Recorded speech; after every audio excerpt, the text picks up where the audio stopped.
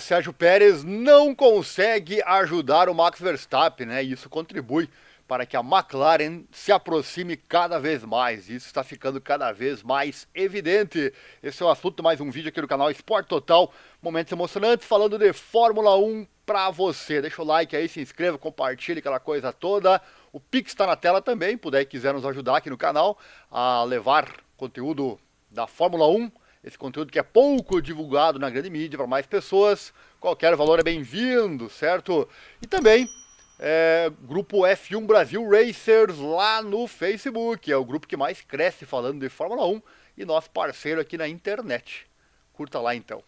Bom, falar então do Sérgio Pérez, essa figura emblemática, né, em um fim de semana em que a Red Bull sofreu alguns problemas, né, enquanto tentava encontrar o seu acerto perfeito com o RB20 atualizado, Verstappen colocou seu carro na pole position, mas Pérez não conseguiu nem chegar ao Q3, né? O piloto mexicano foi eliminado na classificação por Daniel Ricciardo e ficou na 11ª posição. Pérez, que só conseguiu se recuperar para o 8º lugar na corrida, onde estava atrás dos pilotos da Mercedes, não ajudou no dia. Apesar que a equipe também, né, deixou ele muito tempo na pista durante a corrida, e ele acabou não conseguindo fazer nada realmente na prova, mas principalmente por ele mesmo, mérito próprio, né? Estamos acostumados já a ver esse tipo de coisa com o Sérgio Pérez.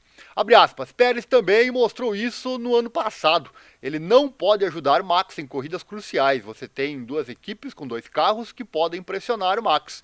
Pérez não pode ajudar o seu líder de equipe. Palavras do Knorrs, analista da NOS e ex-engenheiro da Bridgestone.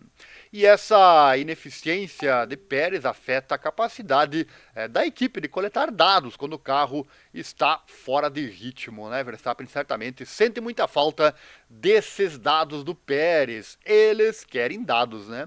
Já a McLaren tem dados muito precisos com seus pilotos. A Red Bull tem só um carro para analisar. Eles não podiam fazer muito com Pérez. Eles provavelmente estão felizes por terem conseguido passar nesse fim de semana com essa vitória, né? Agora eles podem ver nos dados onde as atualizações funcionaram e onde não funcionaram, né? Analisando o ritmo do próprio Max Verstappen. E o Knorrs segue dizendo, abre aspas, a chave era sexta-feira, então eles tinham um carro que não estava funcionando e tiveram que tentar colocar o carro de volta no acerto. Eles também não fizeram uma longa corrida com pneu duro que usaram para a segunda parte da corrida. Você vê que esse conhecimento não estava disponível na Red Bull e, portanto, eles não podiam fazer nada para administrar isso adequadamente na corrida. A McLaren conseguiu isso melhor com o Piastri e o Norris e, portanto, o Norris foi capaz de aplicar pressão, fecha aspas, disse ele. Mas será que quanto tempo a Red Bull pode ficar à frente da concorrência, sendo que está jogando com apenas uma carta de cada vez, quando a McLaren vai definitivamente chegar e passar? Porque a McLaren está pertinho, né? Dá para ver aí na foto, ó, tá bem pertinho da Red Bull, né? Quando será que a McLaren vai passar? Essa pergunta é boa, né?